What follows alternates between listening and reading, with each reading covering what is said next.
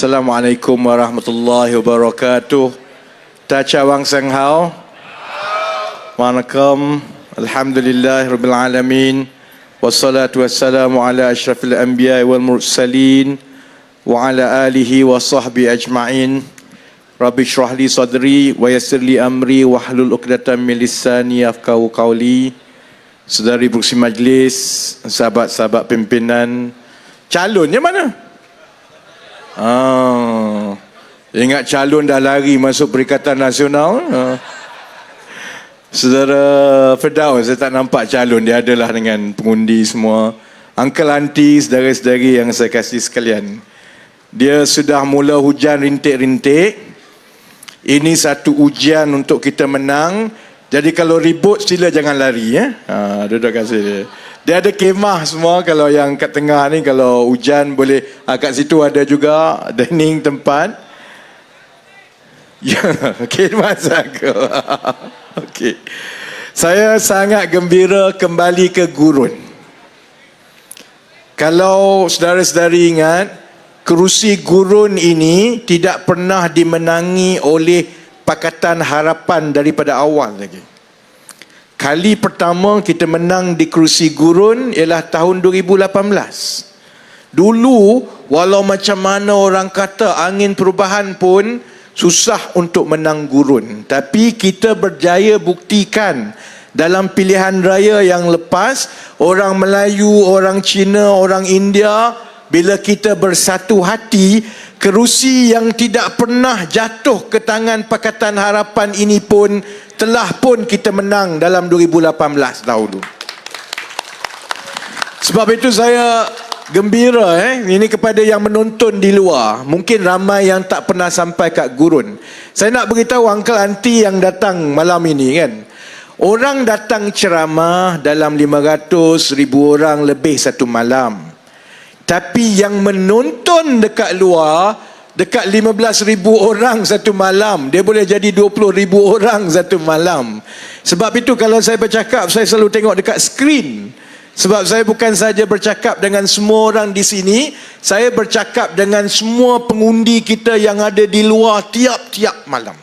Jadi untuk mereka yang tak pernah sampai ke gurun di Kedah, kalau lalu kat belakang tadi, selalunya ceramah politik, selalunya yang duduk atas motor kat belakang tu selalunya Melayu. Di gurun, sebab itu saya suka hati, saya jalan daripada belakang tadi, banyak kawan-kawan yang muda-muda yang duduk kat atas motor belakang itu ialah kawan-kawan kita, termasuklah yang Melayu pun ada, orang Cina pun ada atas motor kat belakang tu. Sebabnya ialah macam inilah kita Malaysia. Bukan semua Cina itu kaya, bukan semua Melayu itu miskin. Ada Cina yang hidup dia, India yang hidup dia, India lagi lah memang banyak miskin lah kan. Lagi susah lah daripada Cina dengan Melayu kan. Tapi kalau ada orang, ini yang sebab kenapa saya daripada dulu saya tidak pernah bersetuju dengan parti politik yang main perkauman. Saya datang daripada Terengganu. Saya nak Terengganu uncle. Saya bukan orang KL tau. Saya orang Terengganu. Saya pergi sekolah yang semua orang Melayu. Dekat sekolah rendah pun semua orang Melayu. Habis darjah 6, masuk tingkatan 1, semua orang Melayu. Nama dia pun Kolej Melayu. Semua budak Melayu. Junior saya Firdaus, calon kita di gurun, adalah junior saya di Kolej Melayu di MCKK. Cuma dia lagi muda lah, dia 7 tahun junior daripada saya. Saya melalui proses yang semua Melayu ni. Sepatutnya saya jadi orang PAS lah. Saya jadi orang bersatu lah. Masih lawan orang Cina ini. Orang Cina banyak ambil orang Melayu punya. Orang India semua tak boleh pakai. Ada satu sebab kalau orang Melayu selalu tanya saya, you kenapa you tak masuk parti Melayu? Daripada hari pertama saya masuk parti PKR, salah satu sebab utamanya ialah kerana ia parti berbilang bangsa. Ada Melayu, ada Cina, ada India. Sebelum itu tidak ada parti macam PKR ini di seluruh Malaysia. Sebab itu saya masuk PKR. Jadi orang Melayu selalu tanya saya, kenapalah you masuk parti PKR? Ni dulu-dulu tahun 98-99. Dia tanya sama saya, kenapa you kalau masuk parti yang Melayu, you mesti je naik cepat punya.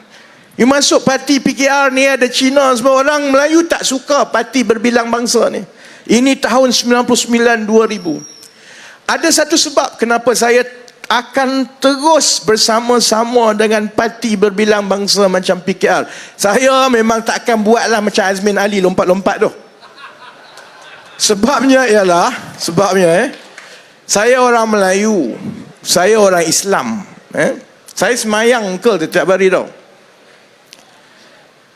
Kalau kita orang Melayu, orang Islam, kita membesar dengan membenci orang. Saya tak kenal, kalau saya ni jenis perkauman kan, dalam hati saya ni perkauman, saya katakanlah saya lalu datang gurun, saya tak kenal pun siapa Pubalan.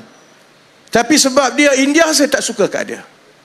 Saya tak kenal pun uncle yang daripada gurun ini, saya tak kenal pun, tak pernah jumpa, tak pernah bercakap pun. Tapi sebab you Cina, saya tak suka dengan dia. Islam tak ajar kita macam itu. Kerana membenci orang ini, kita tak kenal dia pun, Melayu ke apa semua, sebab hanya kerana dia berbeza. Sedangkan untuk kita jadi orang yang bahagia, yang gembira, hati kita kena baik. Untuk kita jadi manusia yang boleh tolong orang lain, kita berguna kepada orang lain di sekeliling kita, hati kita kena baik. Kita mesti sayang kepada orang, kita mesti tengok orang kesian, tengok orang susah kesian. Tak kisahlah dia Cina ke, dia India ke, dia Melayu, hati kita itu kena lembut. Dan sebab itu, kalau kita duduk dalam parti yang macam Perikatan Nasional sekarang, yang membenci orang lain, yang Melayu, yang diajar daripada kecil, tolak orang Cina, tolak orang India, saudara-saudari, mereka tidak akan bahagia sampai ke mati. Sebab dalam hati ini, tiap-tiap hari kita sakit hati. Lalu depan kedai ada orang India, sakit hati. Lalu depan kedai Cina, tengok ada orang Cina, sakit hati. Sakit hati lama-lama matilah. Sebab itu saya daripada awal lagi cakap, kita yang Melayu ini, walaupun saya datang daripada negeri Terengganu, jiwa saya dan juga amalan saya, pemikiran saya sangat berbeza dengan seorang lagi ahli politik yang datang daripada Terengganu, iaitu Hadi Awang. Kalau ada orang yang dengar di luar, yang you nak mati sebab sakit hati, you bolehlah jadi perkauman. Tiap-tiap hari sakit hati. Lama-lama, bisnes pun tak ke mana, hidup pun tak gembira, kita akan mati. Sebab itu saudara-saudari, pilihan raya ni penting kan. Dan saya ceramah uncle tiap-tiap malam. Semalam saya di Kelantan, hari ni di Kedah, esok di Pulau Pinang. Jadi dalam semua ceramah saya tiap-tiap malam, saya akan bermula dengan membuat laporan berita-berita kempen daripada parti lawan kita, daripada PAS dan juga Bersatu. Baik, yang pertama apa dia? Saya tengok semalam ceramah Tuan Ibrahim Tuan Man, timbalan Presiden PAS. Dia marah dekat Anwar Ibrahim. Dia kata Anwar Ibrahim tiap-tiap hari cakap mau lawan rasuah. Tiap-tiap hari bagi ingatan kepada orang, kita mesti perbaiki tata kelola kita. Kita mesti berlaku jujur. Anwar kata siapa-siapa yang tidak jujur dan makan rasuah akan dikenakan tindakan. Jadi Tuan Ibrahim katalah, you kan dah jadi Perdana Menteri, you tangkaplah. Kalau Sanusi betul-betul terlibat di dalam pencurian logam nadir bumi dekat Bukit Enggang, dia kata you tangkaplah. Kenapa you tak tangkap? Baik saya nak beritahu, kerajaan yang baik ialah kerajaan yang tak campur tangan dalam pentadbiran undang-undang. Siapa yang ada kuasa untuk menyiasat? Pihak berkuasa. Pihak berkuasa mana? Polis. Kalau kat Malaysia ni, polis, SPRM, Bank Negara, Security Commission. Ada 4 badan yang diberi kuasa untuk menyiasat. Sudah ada laporan mengenai dakwaan kecurian logam nadi bumi. Sudah disiasat dan keputusan nak dakwa ke tak nak dakwa itu keputusan badan yang diberi tanggungjawab, iaitu Peguam Negara. Yang kita tak nak ialah kalau Perdana Menteri pada hari itu dia boleh arahkan saja polis ke SPRM ke Peguam Negara untuk tangkap dan dakwa. Itu tak boleh lah. Tapi sebagai orang politik, kita sudah tentu boleh ingatkan rakyat tiap-tiap hari, ingatkan diri kita sendiri, ingatkan juga lawan-lawan politik kita di bawah pentadbiran Kerajaan Perpaduan, bawah pimpinan Saudara Anwar Ibrahim. Kalau ada orang berani makan rasuah, maka Perdana Menteri dan kerajaan tidak akan campur tangan. Kalau kamu kena dakwa, kena humban ke penjara, hatta itu pimpinan kanan PKR sekalipun, kenalah kamu. Itu makna Perdana Menteri.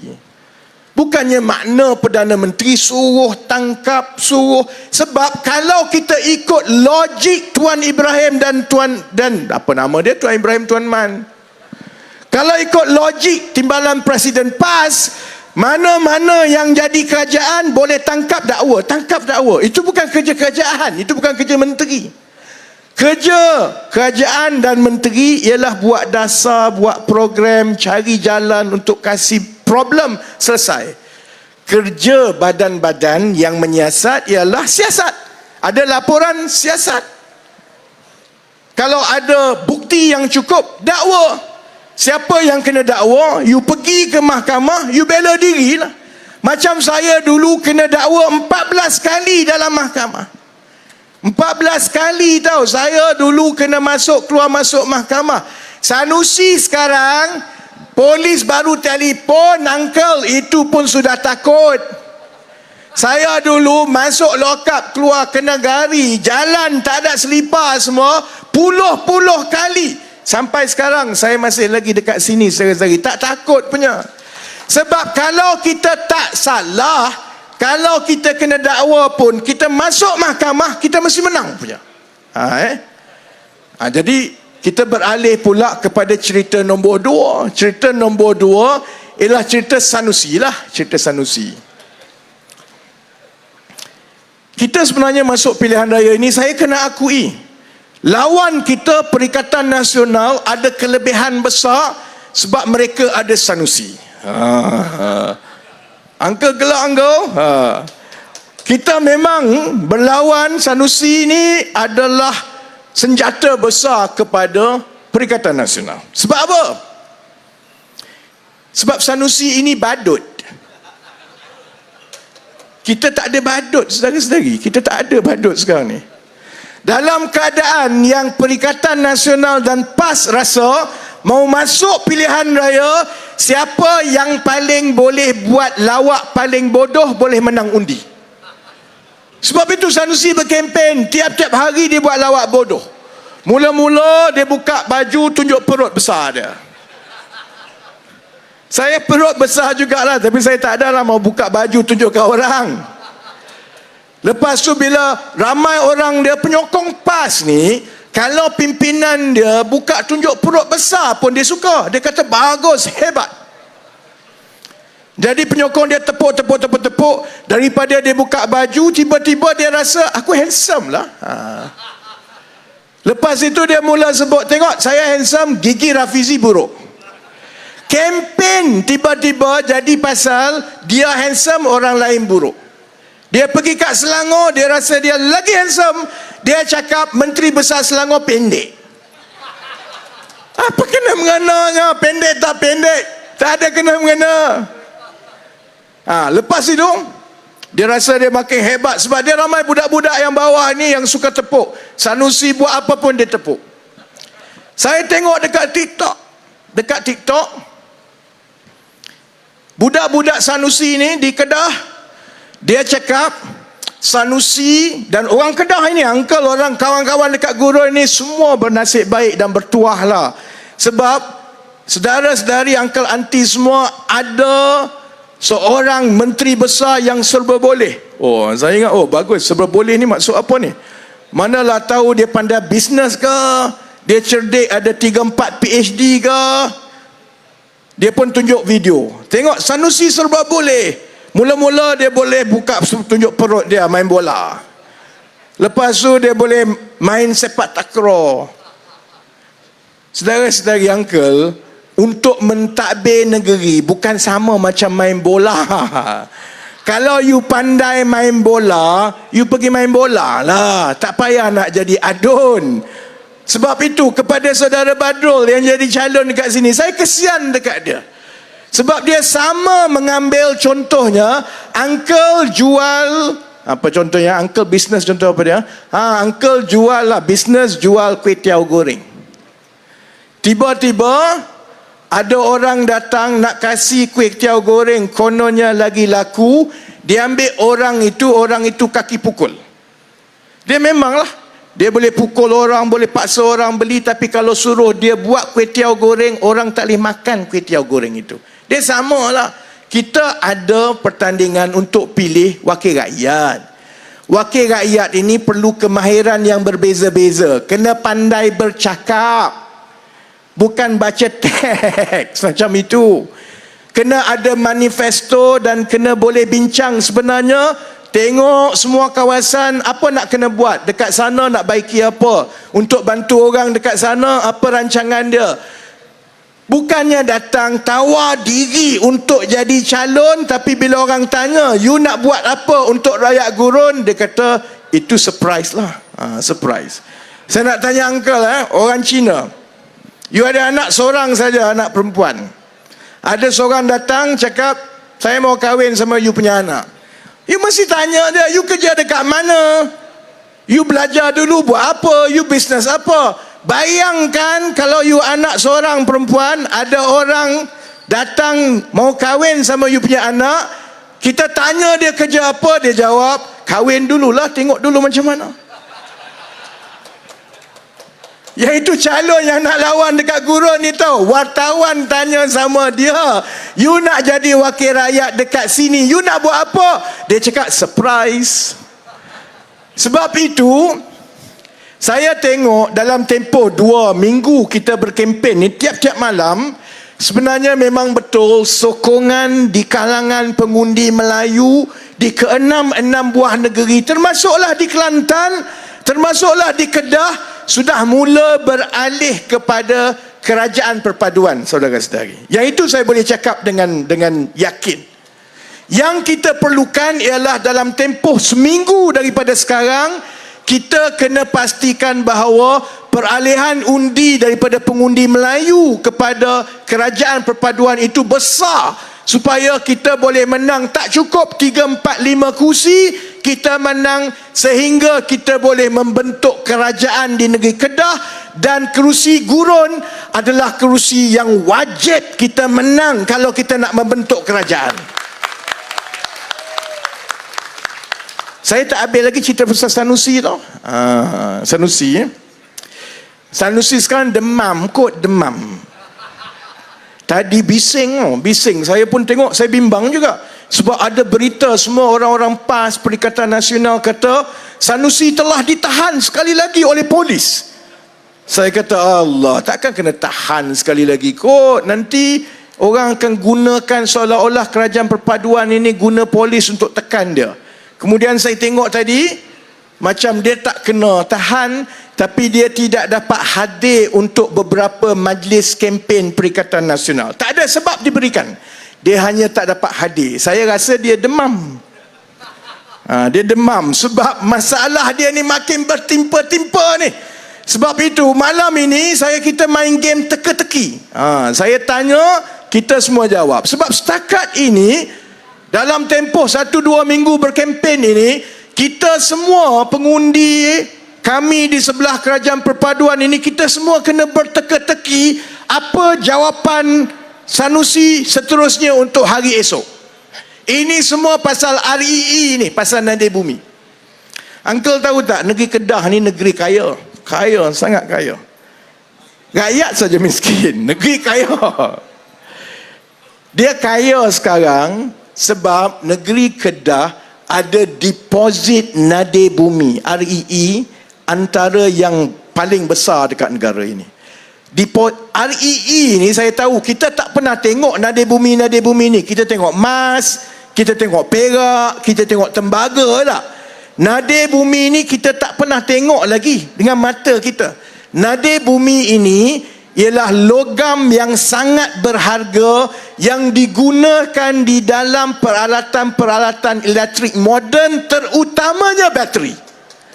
Jadi kalau bateri, telefon kita pun pakai bateri, kereta pun sekarang pakai bateri. Dan 10-15 tahun daripada sekarang, bila kita pasang solar di banyak tempat, bukan saja kereta, telefon pakai bateri, kita akan mula lihat bateri-bateri besar di seluruh negara yang digunakan untuk menyimpan tenaga solar yang kita jana daripada solar.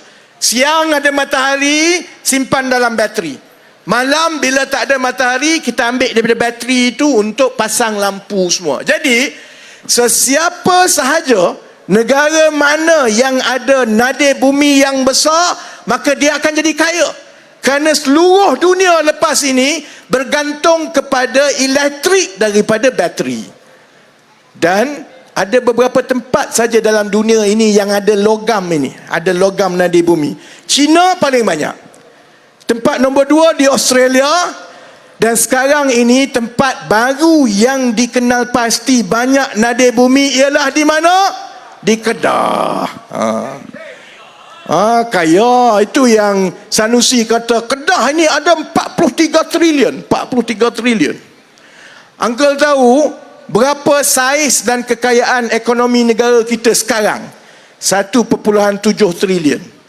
Maknanya kalau Kedah ni ada 43 trilion nadir bumi, maksudnya Kedah ni 40 kali ganda lebih kaya daripada seluruh Malaysia. Sebab itu Sanusi yakin lepas ini semua dia nak ambil alih. Penang pun dia nak masuk Kedah, Kuala Lumpur pun dia nak masuk Kedah, sebab dia yakin Kedah kaya. Memang Kedah kaya, tapi kaya kalau diuruskan dengan baik. Sebab itu Sanusi sekarang ni saya ingat dia demam.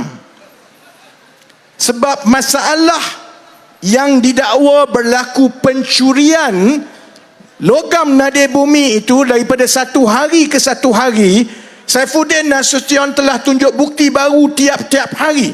Itu yang menyebabkan semua kita kena berteka-teki. Bila Sanusi kantoi, dia nak pusing kok mana, kok mana lagi ni. Saya bagi contoh tak. Mula-mula bila Saifuddin tanya, Sanusi, kamu kena jawab, betulkah ada pencurian logam nadir bumi di Bukit Enggang dekat Sek? Oh, tak ada. Lepas tu dia maki hamun, Saifuddin tak gunalah, itulah, inilah, itulah kan. Lepas tu Saifuddin kan tunjukkan satu surat. Surat itu ialah surat yang dia sendiri tanda tangan minta Kementerian Dalam Negeri, masa itu menterinya Hamzah Zainuddin, bagi lesen visa untuk bawa masuk pekerja-pekerja daripada China. Ini bukan Cina gurun, bukan Cina kulim. Kalau dia bagi kat Cina gurun kulim pun saya tak adalah marah sangat. Dia bagi ke Cina kat Tanah Besar bawa masuk untuk bagi projek nadir bumi. Lepas tu bila bagi surat tu dia tak mengaku lagi. Ni tak ada kena-mengena. Saya tak tahu.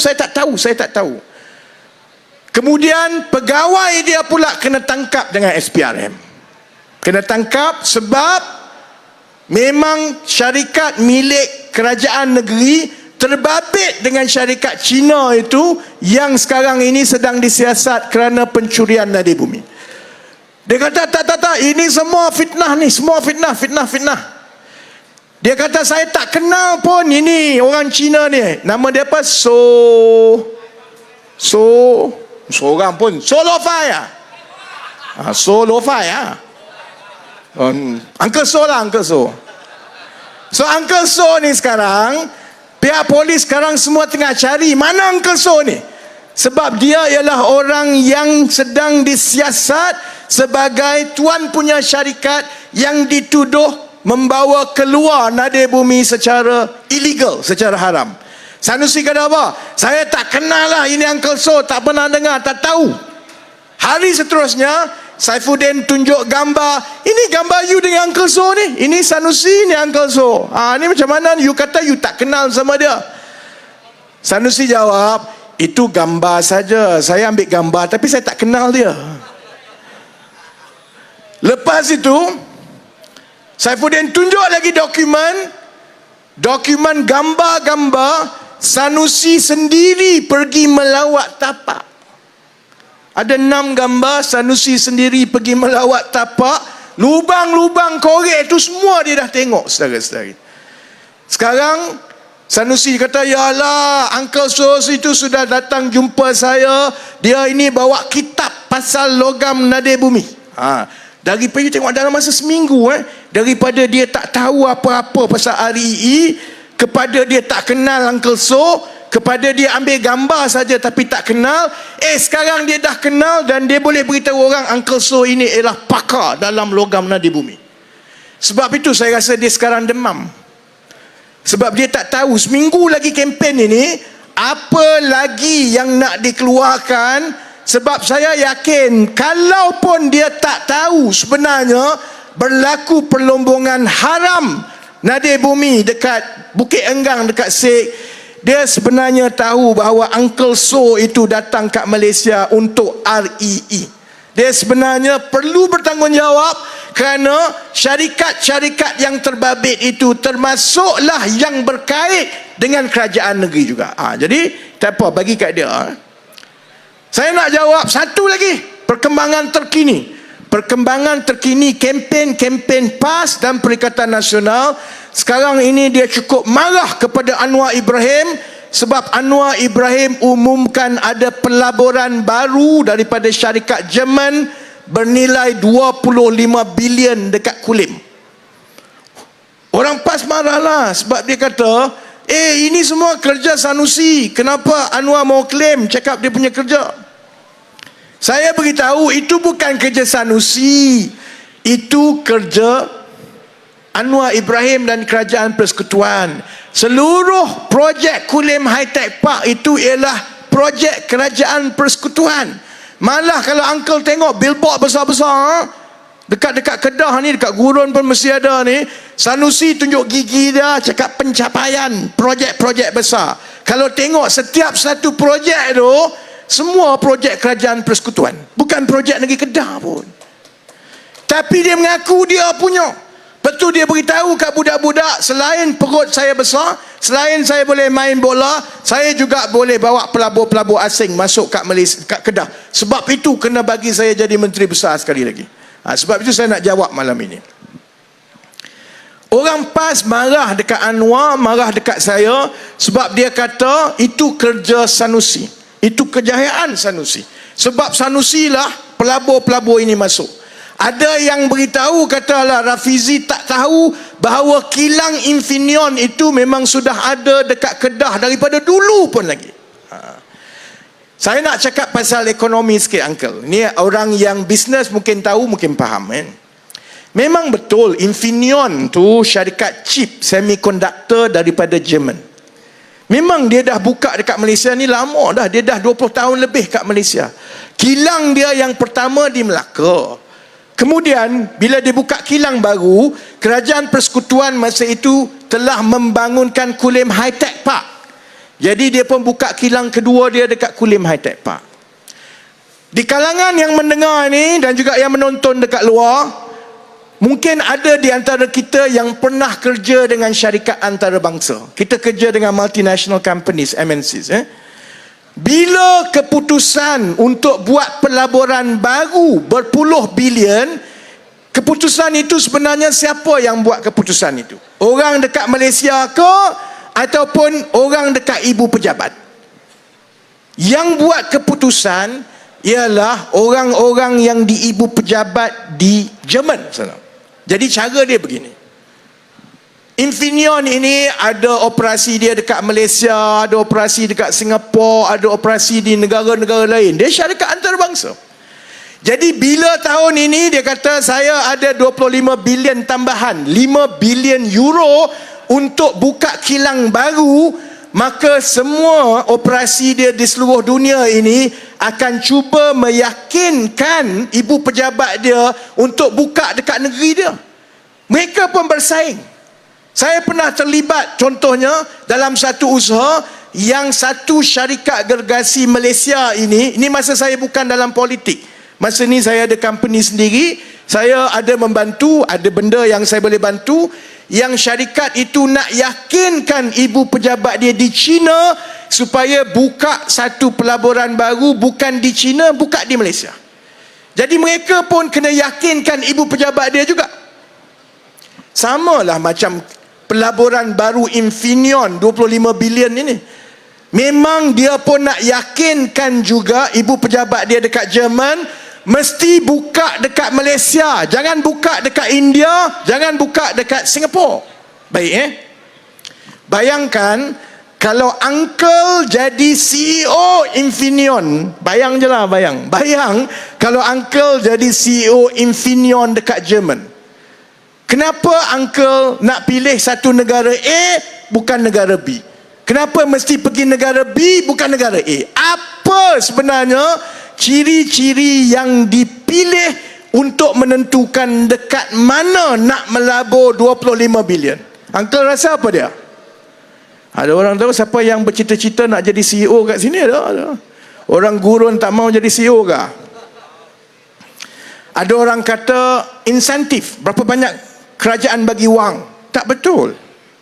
Ada orang juga kata berapa banyak potongan cukai yang kerajaan bagi? Pun tak betul. Satu ciri utama sekarang pelabur-pelabur antarabangsa, terutamanya syarikat semikonduktor macam Infineon yang menggunakan tenaga elektrik yang banyak, sebab dia buat wafer semikonduktor semua ni, dia pakai elektrik yang banyak. Satu ciri yang utama ialah dia melihat sama ada negara itu mempunyai kapasiti penjanaan dan pembekalan elektrik solar yang tinggi ke tidak. Sebab negara-negara ini, syarikat-syarikat ini, pelabur mereka, pemilik mereka, pemegang saham, semua di negara barat Eropah. Mereka meletakkan syarat yang tinggi bahawa mana-mana operasi syarikat mereka mestilah patuh kepada peraturan menyelamatkan iklim, sebab sekarang ini dunia tengah panas.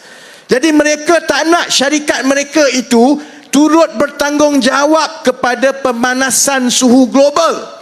Sebab itu kita duk dengar kalau baca ni, orang kulim, orang gurun kaya-kaya, kalau tengok annual report daripada syarikat besar-besar, semua akan melaporkan tentang ESG, tentang climate change, tentang green compliance. Maksudnya begini, pelabur-pelabur uncle, dia nak cari syarikat yang mempunyai bekalan elektrik yang boleh baru, renewable energy ataupun solar yang tinggi. Kalau dia melabur dalam syarikat yang tak banyak solar, dia tak banyak guna elektrik solar, saham syarikat tu jatuh, orang tak nak beli. Orang hanya nak beli syarikat-syarikat yang dia banyak guna tenaga solar. Macam mana ini berkaitan dengan Infineon? Sebab itu 2 minggu lepas, bila Datuk Seri Anwar Ibrahim lancarkan ekonomi madani, macam mana kita nak plan ekonomi kita, kalau uncle auntie saudara-saudari ingat, petang itu saya lancarkan pelan peralihan tenaga negara. Sebab kalau Perikatan Nasional tanya kita berkali-kali, macam mana nak tarik pelaburan asing, cara dia ialah kita kena meningkatkan kapasiti penjanaan tenaga boleh baru, solar di negara kita. Lagi banyak solar, lagi banyak syarikat pelabur besar-besar nak masuk ke Malaysia, kerana mereka memang sedang mencari negara-negara yang boleh membekalkan tenaga solar, kerana itu kehendak pemegang-pemegang saham mereka. Yang itulah sebenarnya yang melibatkan Infineon. Sebab itu bila kita rancang ekonomi, Kita macam doktor. Ada doktor tak kat sini? Doktor. Ada orang datang sakit tak? Mula-mula kita tanya, you sakit apa? Kemudian kita cek sama dia. Lepas kita cek, kita dah dapat test semua, barulah kita bagi dia ubat. Ekonomi macam itu juga. Bila kita ambil alih 7 bulan dulu, kita habiskan 2-3 bulan pertama untuk kita semak sebenarnya apa yang sakitnya dengan ekonomi Malaysia. Ada benda yang kita dah tahu, korupsi, rasuah, macam-macam tu kita dah tahu. Yang itu kita boleh ubah dengan mudah. Tapi kalaupun kita tidak ada rasuah, kalaupun negara kita ni politik stabil, kita masih lagi ada beberapa cabaran yang besar. Dan cabaran yang paling besar ialah menyediakan sistem dan industri tenaga elektrik yang patuh kepada keperluan hijau. Kerana hanya apabila kita ada ini, kita akan berjaya meyakinkan kilang-kilang syarikat-syarikat besar ini untuk mengalihkan kilang dia yang sekarang ini tak pakai tenaga solar kepada negara Malaysia. Kerana bila itu berlaku, kilang-kilang itu akan mendapat sambutan yang lebih baik di kalangan pembeli-pembeli saham mereka. Sebab itu ada orang duk tanya saya, bila saya cerita pasal solar, saya cerita pasal selepas ini kita akan benarkan orang ramai menyewakan bumbung mereka kepada syarikat-syarikat untuk menjana solar. Ada orang beritahu saya, kamu ni menteri apa? Kamu menteri ekonomi ke menteri alam sekitar? Itu sebab orang yang tanya tu walaun tu bodoh. Dia tak tahu sebenarnya perkara penting untuk ekonomi negara kita ialah memastikan ada daya tarikan baru yang sebagai magnet boleh tarik pelaburan-pelaburan ini. Sebab itu Datuk Seri Anwar Ibrahim kata, bila Infineon mengumumkan pelaburan baru 25 bilion, itu selaras dengan ekonomi madani, ialah kerana ia turut dipengaruhi oleh rancangan kita untuk menjadikan Malaysia sebagai bateri solar paling besar di rantau ini, saudara-saudari. Kalau tak ada rancangan itu, dia tak datanglah. Bukan sebab Sanusi tunjuk sengih, tunjuk perut, tiba-tiba pelabur datang. Jadi sebab itu saudara-saudari, saya tahu kita pun tak nak tarik sampai pukul 12. Satu, sebab saya takut saya terlajak, nanti calon akan ada masalah dengan SPR. Kedua, kita semua nak balik. Saya pun nak kena pergi Penang esok mula pagi. Saya nak rumuskan begini. Malaysia berada pada landasan yang betul. Dia bukan boleh berlaku serta-merta. Kalau kita sakit lama, kita pergi jumpa doktor. Doktor yang baik sekalipun, lepas dia dah semak, ambil X-ray, buat MRI, ambil cek darah semua, dia tunggu keputusan daripada makmal darah. Lepas dia pasti ini sebab dia bagi ubat.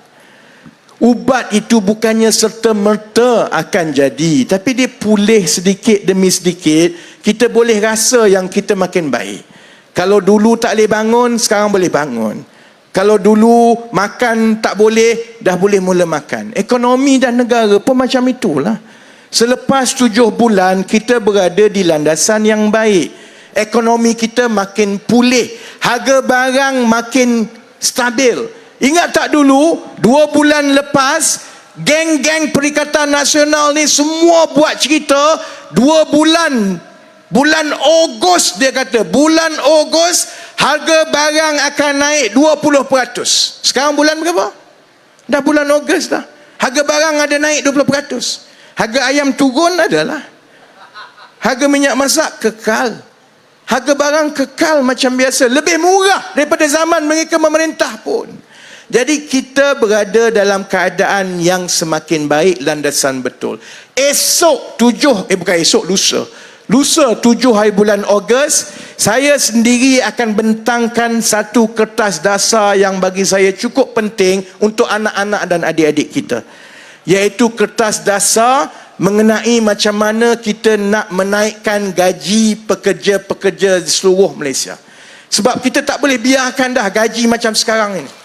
Sebelum ini kerajaan tak nak campur tangan soal gaji. Gaji itu pandai-pandai you lah. Jadi kalau yang ada bisnes kecil macam dekat gurun, kita nak bayar gaji pekerja kita tinggi pun kita tak mampu. Kalau kita nak bayar pun kita tak mampu. Jadi kalau kerajaan bergaduh, suruh syarikat bayar gaji tinggi pun tak jadi.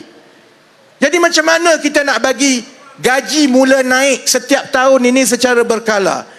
Kerajaan kena bagi duit lah. Tu ya.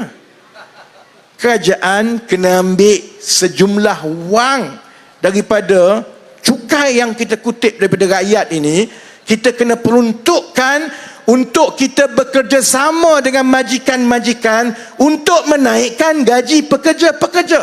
Hari Isnin ini, tugas saya ialah meyakinkan Datuk Seri Anwar Ibrahim bahawa kerajaan perlu memperuntukkan wang setiap tahun dan bekerjasama dengan majikan-majikan untuk menaikkan gaji pekerja-pekerja semua orang saudara-saudari.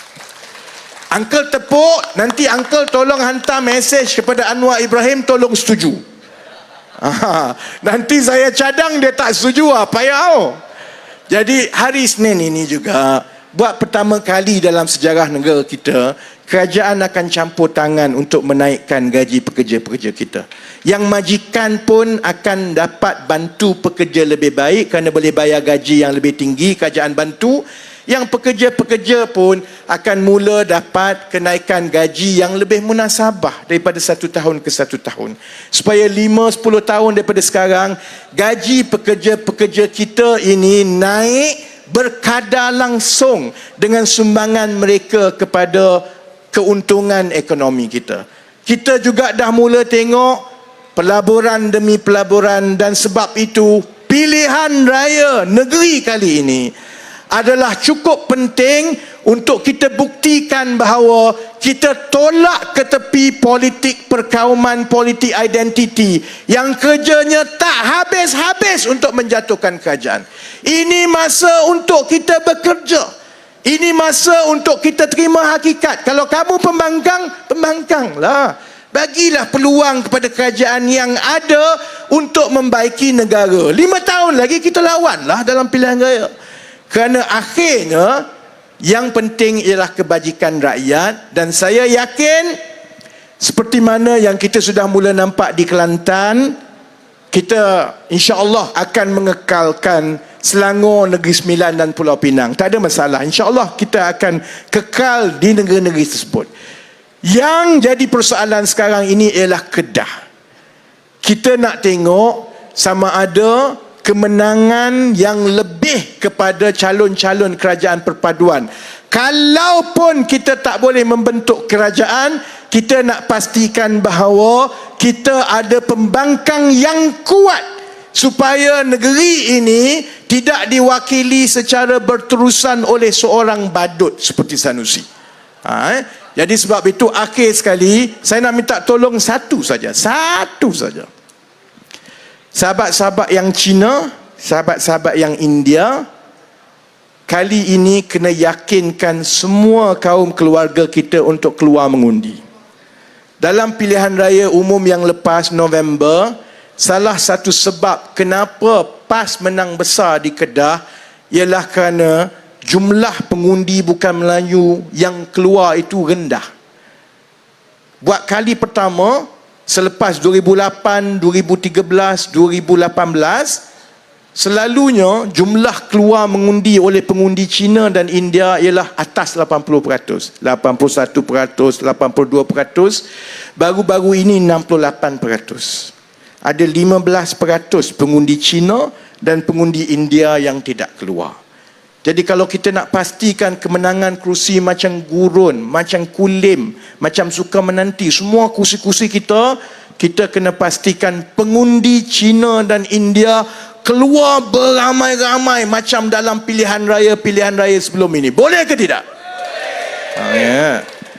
Yang kedua, saya nak minta yang Melayu, yang tua-tua, yang abang kakak Melayu. Dulu 10-15 tahun lepas, kita selalu cakap adik-adik yang muda tolong balik kampung, yakinkan mak ayah suruh berubah. Sekarang ni terbalik, sebab yang sokong Perikatan Nasional ni budak-budak umur 18 ke 24 tahun. Yang 25 tahun ke atas ni semua dah sokong kita. Tapi mereka ramai. Sebab dia kali pertama, dia pendaftaran automatik. Memang betul. Yang muda-muda ini lagi suka TikTok. Dia tengok Sanusi, wah comelnya Sanusi. Dia tak kisah Sanusi ni boleh buat kerja ke tidak. Dia tengok Sanusi comel bulat. Jadi saya nak minta yang Melayu pula, yang abang kakak Melayu, yang makcik-pakcik, tolong nasihatkan kepada pengundi-pengundi muda bahawa pilihan memilih kerajaan ini bukan memilih badut.